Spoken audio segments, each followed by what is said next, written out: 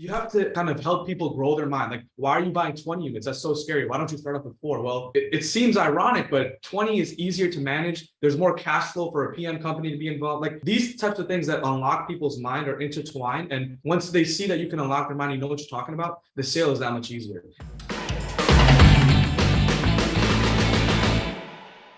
Welcome to this episode of the Success Journey of Real Estate Investors. Hi, my name is Ceballos-Pinero. I'll be your host for today. The goal of our show is to highlight deal makers of their first-time deals and how Michael Blanc products or services help them along the way. Let's get to it. Today we have Jay Patel. What's happening, Jay? I'm doing good. How are you? Thank you for having me. Of course, it is an honor. I'm so excited to talk to you. I've read, that you were, I believe, 21 years old, closed your first deal. That is phenomenal. Woo-hoo! Why wasn't I doing this in my 20s?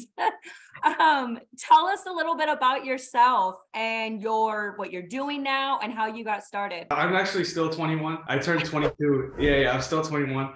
I turned 22 in 2 months. So I'm actually a senior in college as well. So I go to DePaul University. I'm in honors finance there, but looking forward to graduating and entering the real world. I'm 21, about to be 22. And you mentioned, what were you doing at 20 years old? Why haven't you noticed at 20? It's thanks to Michael Blanc's products that I was even able to really get here, because he provides a very, it's a hard thing to do, but if you really believe in yourself and work hard, it's attainable type of product. And it's really, you get as much as you put in. And something like that is very attainable when someone like a good teacher or a good mentor is really, helping you through that journey. I love it. I love it. So when everybody else was partying up and chasing all the girls, you are studying finance and Michael Blanc. I mean, we'll say that. I mean, I am a little guilty as of late. I have been partying a little too much, but it's the end of the year. I'm retracking my focus, getting ready for next year. But I don't want to. I am a little guilty of that. But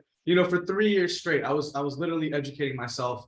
Obviously Michael Blanc has a mentorship program, but I felt that I was adequate enough, just consumed all the content and all the different angles of the business, that I had the skills to apply it. And for 3 years, like, I didn't have the mentor, so I would just be reading a bunch of stuff and podcasts and stuff. I wanted to make sure that I felt like I was in the industry. So I had 3 years of really learning, and then I was able to kind of enjoy for a little bit. I love it. So that being said, 1, how did you hear about Michael Blanc? And 2, let's hear about your first deal. How did that get started? Michael Blanc, and I joke about this, like, I didn't even get to Joe Fairless. It's just the median, Michael Blanc is like, I consider him to be the median. I just came across his content, and he's such a nice guy, but I was still very intimidated by the stuff he would say. Like, he would talk about like syndication. I didn't know what that was. Then he would talk about debt structure. He'll mention prepayment penalties and sponsors and stuff like that. And then I realized I had a long way to go. So, as I discovered Michael Blanc, I really used him as an outlet to learn everything about real estate. From the structure of syndication to raising capital to managing an asset to closing an asset, due diligence, underwriting. I really just learned from all of his videos. His course, I can't speak from the experience, but his videos are so good that you can, if you really invest the time, that you can really learn. And if you're applying daily in underwriting, that you can really pick up on a lot of stuff that he puts down. And, I felt confident after 3 years, like I said, of just grinding and understanding the business, that I felt comfortable enough to speak to investors. So I took time, I created a little business presentation, and I went to every investor that I could find. I just talked to hundreds and hundreds of people. I was able to get soft commits, and then I started underwriting deals. It took me a while because they asked for proof of funds, all that stuff. Michael Blanc tries to help you mitigate around that, but I'm in Chicago, and they don't really care. Chicago brokers are a little different. They don't care. They're not interested in seller financing. It's very strict. So I was underwriting hundreds of deals. I would tour deals within the state, out of state. I came across, this 20 unit deal, and I was able to close on it on only 8 of the 20 units. We'll get into how that happened, but I was able to get the deal under contract, and I was able to close the deal, and that in itself was a journey. Let's hear about that, because you have people that are humming and hawing. They're on the fence. They don't know if this is really the right journey for them. So what made you take action? And let's talk about that process? What gave you the courage to put that 20 units under contract? One, how did that work out for you? And two, we all know it, you can't do this alone. If you are, you're a friggin' phenomenal rock star. Okay. So how did you choose your team to take this deal down as well? That's a great question. I mean, to simplify, like what gave me the courage, it was really just a matter of putting in work. I as I said, like literally for 3 years straight, I would just watch every video I could find. And there came to a point where every new person I would watch, I would learn very nuanced things, not any bigger picture moving forward things. And I realized like, all right, now you have to take action, So, I was very naive at the time. I was 19 when I first started looking, and, I was just very naive thinking like, I didn't even have a sponsor, and I just had, soft commits, and I thought I could go close a deal, so I was able to meet people and get sponsors and get people that had aligned interests. And when I started underwriting these deals, I found this 20 unit. It was with a broker that I had been in communications with. Michael Blanc helps you by mitigating the proof of funds and building that broker relations by just reaching out to all the brokers in the area with criteria and specifically what you're looking for. And more so understanding what you're talking about. That's another reason why I love podcasts, because you can read a real estate book, but if you meet someone that just read a real estate book and they say like net operating income, or they say cost segregation, and people will just refer to things like NOI, cost seg. Like having the lingo allowed me to sound like I've been in the game. And it took me, and I'm older looking too, so that helps as well, So I was like, you're 21, man. Yeah. I was able to, so that helped. But when I got the broker, like every time I built a relationship with the broker, I would underwrite deals right away. Like kind of how what Michael Blanc and Garrett Lynch talk about all the time, just having being fast in terms of response times, communicating your feedback off your underwriting, showing that you know what you're talking about and your valuation is coming from actual metrics that are intrinsic. It's not just this, I believe this should be lower. It's like, hey, we have market data here. PM is typically coming around this percent expenses, insurance is, just being calculated. And, this broker trusted me. And I told him very upfront, like the only problem I have is the lack of experience. Whatever you need me to do to tackle that upfront, I'm willing to do so, because I present myself in a way that I'm efficient, I'm diligent, and I'm very, very effective in terms of closing. And I wanted to prove that and showcase that up front. And when the 20 unit deal came, it was a great cash flowing deal right before the Fed started bumping rates and stuff like that. So I was like, this first deal was mainly funded through friends and family capital, and I was like, these people are going to have money destroyed by inflation. It's better for them to cash flow. We're projecting 8 to 10% year one. So it's like, it was a no-brainer. I'm going to rewind to something you said. You advised, you had soft commits, you had the money before you had the deal, and people talk about this, right? Vina Jetty speaks about this. I think there's I think Michael Blanc has as well. Have the money, and then you're going for the deal, which makes that more stressful part of the syndication. Kudos to you for having the money first. So I want to point that out. Have you done any deals the other way around? And if so, how has that been different from having a soft commit first as opposed to now I have to syndicate, now I got this deal? Let's hear about that. No, it's a really big learning lesson, and I pivoted to securing soft commits prior. And Vina Jetty talks about it, Rob Beardsley talks about it, Brian Briscoe talks about it. Everybody talks about it now, because I feel like personally, everybody goes through a phase where you realize like, deals are truly the hardest thing to find. There's capital everywhere. There's $3 trillion in IRA money, so it's like the deals are the hardest thing to find, and most private equity firms are closing 1 to 4 deals, if that. So, I truly believe that analogy, because it when you comprehend it, it just makes sense. But, you realize without track record, without experience, that it's a lot harder than it seems. There was actually a deal in DePaul. It was an 80 unit deal, and we had it under contract for 5.7 million. And we were working with an equity group at the time that ensured me that, they had partners that could fund this deal. And, it was through a person that I've trusted. And, when the time came to really put up money and go into earnest money, they were like, oh, we need more time and stuff. I was able to salvage that relationship with the broker, but I just cut ties right there. I knew I wouldn't be able to close it. I didn't trust the equity group.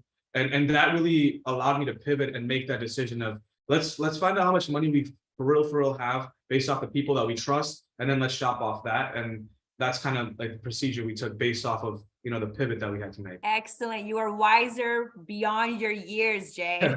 Thank you. I'll tell you that. So how did you choose, going back to building a team, how did you choose the people that helped accelerate your success? That's a great question, right? So you mentioned the website earlier, and I'm going to shout out, my brother Teddy. I met Teddy at Apt Electronics, where we both work, and he was a stock guy. He loves stocks. Like, his goal was to create a hedge fund. And the reason why I really liked him and his way of thinking is because he wasn't a traditional stock guy. He wasn't a traditional, let's short these stocks, let's day trade, let's he wasn't on that. He was on some Warren Buffett, let's look at these values intrinsically. He was like that. He wanted to see the fundamentals of operations, who was operating, who was in charge, their track record, going into the stores to see their products and how they're selling. Like, he was looking at the business from a fundamental structure. And that's really how you evaluate any property. You're looking at it from top to bottom. How's the property management? Who are the tenants? What's the tenant base? What are the demographics in the area? And it's really fundamental. And you're not just making an assumption based off the stuff that you see in the news. You're looking at the balance sheet and the people in charge, the operating group.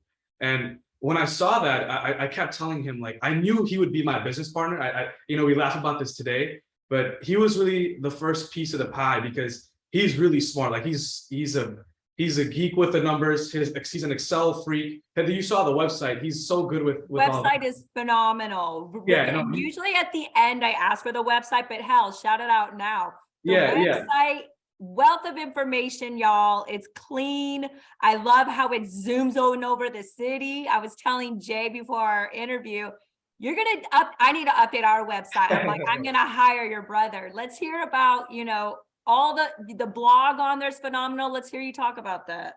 Yeah. So JP Acquisitions, right? Yeah, JP Acquisitions. The website is jpac.com. But yeah, when I met Teddy, I just kept telling him, like, hey, real estate is so much better than stocks because of this. And it took a lot of drilling. I'll explain like a cash out refinance model, and he wouldn't understand that. I would explain cost segregation. He wouldn't believe it, So finally, when he came around, he came and he was showing me that, he cares about the company just as much as I do. So, Teddy was basically my first partner. And, after that, we really just took it on. He had all the deficiencies. He covered all my deficiencies. I'm very vocal. I can raise capital, but he's very good on the back end. He's really good with numbers, Excel, spreadsheets, the website, so we perfectly just aligned interests based off our deficiencies. And slowly but surely, we have friends that are interested in what we have going on. So we've built a small group of people that are just slowly understanding what the company does in the business. And that's organically how we're growing. But Teddy was really the first person that I considered a partner to really exponentially grow the company. And the website is a pure reflection of growth, because you can make all these podcasts and stuff like that, but people want to see the breakdown. And that's what Teddy does a great job explaining everything, how capital is converted into a syndication, how the syndication is structured, what returns look like, what cost segregation is, why multifamily. And, the blog posts that Teddy works on, he puts so much time into them. And we get so much feedback from people that say, like, hey, we checked out the blog. It's very informational. And we know down the line, it'll just make us more credible and show our history of growth, That is 110% accurate. I always dig on people before I speak with them, and I loved how you explained everything. You guys need to go on to jpacq.com. Check out his website, y'all. It is so clean. So I'm going to pivot though really quick. Were you comfortable? And I asked this to everybody. Were you comfortable talking about money? You're raising millions of dollars here, Jay. Yeah. All different cultures, some feel that money is taboo, or we keep it to ourselves and we have a hard time talking about it, or we have a scarcity mindset. How were you able to discuss money, and were you comfortable from the start? Yeah, that is the preface of any conversion. So when you get that meeting, I look at it and I explain to people, like, hey, what is your situation? What are your goals? And I'll explain to them what we do and what we provide and how our goals could be aligned, and then see what they say. And if there's some buffer in between, or I feel like there's some kind of resistance, I try to figure out what that is. And it's really just talking about it. It's a taboo thing, but you have to come in very confident and convicted. And that's what really allows me to raise capital. Is I'm very young, and I always have those limiting beliefs, like you say, where it's like, I always thought to myself, like, I'm 20 years old, I'm 19 years old. Like, who am I to raise millions of dollars? These people that I talk to are double my age, and they make real money. And it's like, who am I to do all this, And I realized, like, I have to become the avatar that I see myself being in 20 years and act as if I'm there already. So the biggest step is, using that sales pitch if they're already here. But I say this on my website, and it's on the about me section, and it's like I grew up in a very limited belief mindset. Like I believe that everybody lived like me because we were so constrained. All I know is what I see around me, and we were very limited. We would literally go an extra mile to get 50 cents off groceries. A little bit about myself. We have 7 people living in a 2-bedroom house. And there is times where it was 10 to 15 people because my dad and my mom let 4 families transition from India to America and we took them in, all throughout my high school. So I've always understood limited mindset and scarcity. But that's the biggest thing to convert someone on a sale, especially when you're raising money, because a lot of these people, you have to grow their mindset to bigger picture thinking for them to understand what you're really doing. A lot of times I'll ask, unsophisticated capital, like, this is what I do. And they're like, why are you hiring a property management company? And I have to explain, like, well, if I buy 100 units in California, 100 units in Florida, how am I going to manage the two? And I'm not in the property management business. You have to kind of help people grow their mind. Like, why are you buying 20 units? That's so scary. Why don't you start off with 4? Well, it seems ironic, but 20 is easier to manage. There's more cash flow for a PM company to be involved. Like, these types of things that unlock people's mind are intertwined. And once they see that you can unlock their mind, you know what you're talking about, the sale is that much easier. And, I speak with conviction naturally because I'm a confident man and I know the work I've been putting in, which really helps. That's just makes it a little easier, And I'm going to go back to the statement you said about speaking with people that were twice your age, making double your, where you see. And it reminded me of a statement that somebody had once told me, you put yourself where you see yourself. Yeah. And I was like, that's so true. And it's, you hear it from the ways that you grew up and the ways we were taught about money, and sometimes it's hard to shake that off. So good for you, to be able to see the value. And what people don't realize is that the bigger the deal, you can do 150 units. And I feel like it's easier than doing the smaller units. And sometimes it's the exact same amount of work, but it's going to accelerate your financial freedom a lot faster, right? Completely agree with you. One thing I wanted to also ask you is people are busy, or maybe people pretend to be busy, It's like this weird thing that's in this world. Everybody needs to be slammed all the time. That being said, now for me, I say no a lot. I'm learning to say no. How do you manage your time? Do you have kids? Are you in a relationship? Are you managing a W-2? Are you in sports, extracurriculars? Like, how do you take care of JP acquisitions and take care of Jay at the same time? That's a really, really good question. And what to kind of wind back on what you said, you want to be free to say no. That's the true freedom. And that's kind of what I was, that's kind of what I've been working towards. And, it is a lot. For the past year and a half, like once I understood, like, okay, I need to close a deal, I was so frantic. Like every single morning I would wake up anxious, like defeating myself. Like, why haven't I closed the deal? Like, I was obsessed with it and it was very unhealthy. Like my mind, that's all I cared about. And, it wasn't unhealthy in the sense that, like, I was like I'm getting, it wasn't anything like that. It was just like my whole mindset was fabricated to closing a deal and it was unhealthy. But now that I've closed the deal, my schedule is a lot more free because I have less of it's like a weight lifted off my shoulders. But I don't have kids.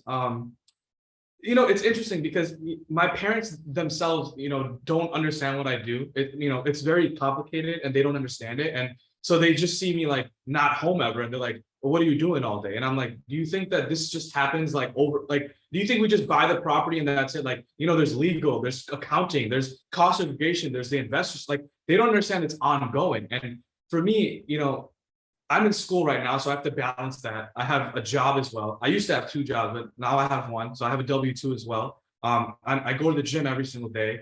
And I have family and as well as my team to manage. So every day, it's just school or work. And then after I go to the gym, and then we have meetings or I have investor meetings throughout the day. And then I have one big team meeting at night. And that really consumes my day. And then after it's just repeat every day. And, I don't have a girlfriend right now. I don't think it'd be fair for her because I have no time for myself, barely my family. I think it'd be very selfish for me to have a girlfriend.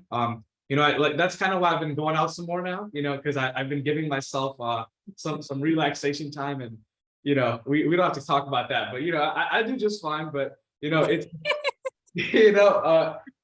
I really wish I had more time to dedicate with my family first and foremost, but the time will come. I work hard now. I pay the price now to pay any price I want later, so that's kind of where I'm at with that. And it's a lot to juggle, but what I like to do is keep in mind the bigger picture and what I'm doing it for. And every time I think about my parents and all the sacrifices they've made, it's so easy to for me to keep going. It's Boom, you just answered my next question. When things get hard, where do you go mentally? Like, what keeps you going when things get hard?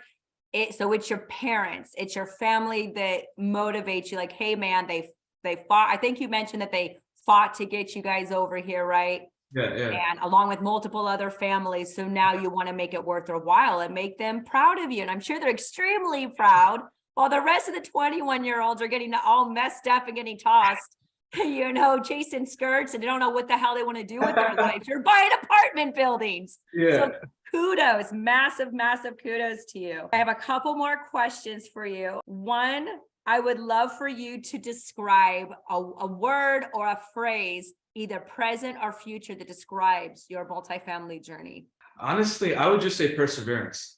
I think that would be the word, because just for me to even get to my first building, like there was so much internal limiting beliefs, and I feel like once you can unlock that and persevere past yourself, there's really no roof to what you can accomplish. And even with this, right? Like, so I closed my deal, and my next goal is to close a value add deal. I want to buy a $3 million deal with $1 million in value add, bridge the deal, and raise $1 million.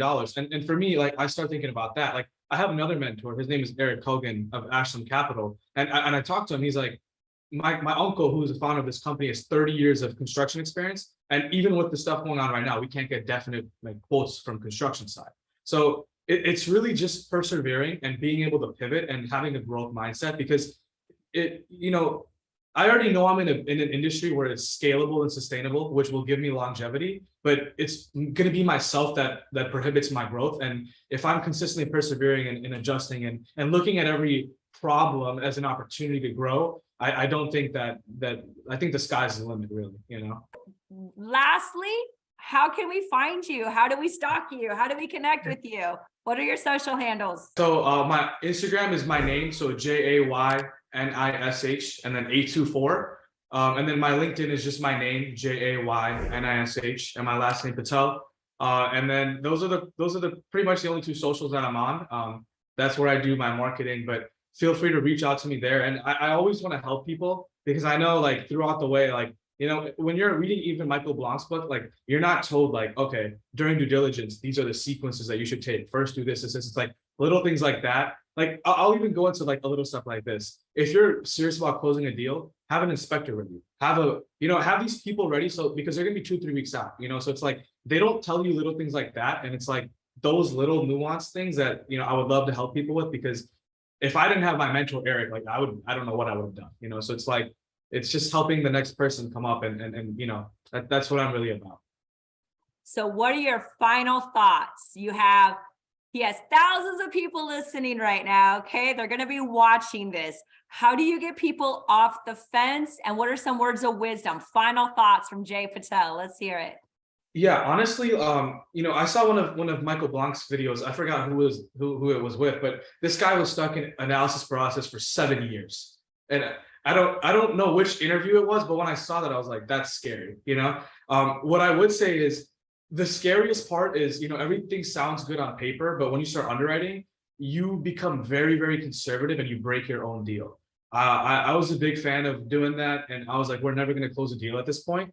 So what I would recommend to anybody that's really scared of taking on, a big value add plan, or just getting started in general, I would say to buy maybe, in an area of a C-class property, where I know Garrett Lynch is buying a lot in Chicago, but like start off where, you can do like 8 to 20 units and they're cash flowing, they're stabilized in C-class areas where you're playing more of a management role and you have more things in structure and intact to build confidence. Because for me, it was like, I was ready to do a value review. I was ready because I believe in myself. I knew I would be able to pivot through everything. But if a lot of people don't have that confidence and are on ease and are scared to take that first step, you know, your confidence comes from your preparation. So if your underwriting, you know, is fully loaded and you love your underwriting, you're going to be that much more confident about a deal. So, you know, instead of looking for a deal with a lot of meat on the bone, maybe find a group of investors that you can trust and show them during a time like this where there's tons of inflation, how they can hedge through it and cash flow through economic cycles. And, you know, kind of just go about securing a stable asset at a high cap rate, maybe a 6, 7, 8, where you're seeing decent cash flow and you're getting that experience of closing and managing an entity. Because from there, it's really up, you know. So it's just even if you have to take the smallest step, I would just say really know what you're talking about and really feel comfortable with your underwriting, and then don't question yourself. If your underwriting checks out, just go through with it and trust yourself and trust your resources, you know. I love that. You mentioned preparation, and what's the saying? Success is when preparation and opportunity meet. I completely agree. It's that one saying where the harder I work, the luckier I get, you know? Thank you. Oh my God. See, that was, I was like, how can I work that in? And you worked it in. Because they'll say, you're so lucky when it comes to certain things. And it's kind of a pet peeve of mine. And I'll say, yeah, the harder I work, the luckier I get. So my brother from another mother. All right, Jay? I have to add to that, right? Because a lot of people will see me now and like, you know, my age, and they'll be like, hey, how'd you do all this? And I'm like, well, you know, like I didn't understand at first, because I always felt like I was like, if I talk to someone that's been syndicating, like that has 300 AUM, I even before I closed my first deal, I felt that I had enough education to speak to them, and I thought we were on the same level to even be in a room to have a conversation, right? I truly believe that because of all the preparation I put in. So I always wonder, like, why don't these people like really believe that I can do this, you know? And now that I've closed the deal, I've understood like it's so hard to do. Like as soon as you do it, people will just look at you with complete respect. And now when people come to me and they're like, hey, how do I do this? How'd you raise money? And so I'm like, you know, I don't mean to be harsh here, but I can see it in people's faces and their eyes and in their demeanor. You guys don't even care enough, have the passion for it, nor do you have the resilience to really, you know, put forth. So it's like, you know, the one person that I can help, you know, I would love to help, but it's like most people nowadays like are looking for like an injection of motivation. It's like you need to find it within you to find what calls you and really go from there, because everyone's looking for like, how'd you do this? How'd you get so lucky? It's like, well, find something you really care about, put 10,000 hours in, and you're going to get lucky. You know, it's just bound to happen, you know? I love it. I had to throw that in. I love that. And that's why I tell people to sign up for masterminds, mentorships. Again, put yourself where you see yourself. Collaboration is the new currency. You're not good at something, find somebody who is. They'll fill in the gaps. Jay, I want to make sure I'm respectful of your time, because I know you and I will just BS back and forth. You and I were already hitting it off before, I know. So before we were even on the interview. So I just want to thank you from the bottom of my heart. Your family must be blown away. You're an inspiration to many. Keep doing what you're doing, and I can't wait to meet you in person one day. Thank you. It means a lot coming from you, and I appreciate you taking the time to take this interview today. It really means a lot to me. Oh no, I was so excited. Like, he's 21. I know it's cute because I'm 21. I closed my first deal. I'm like, hallelujah. All right. I appreciate you. I can't wait till we share this with everybody. Thank you so much. Have a phenomenal day. Jay, reach out to me if you need anything. I will. I appreciate you. You as well. Bye. Hasta luego. All right. Bye.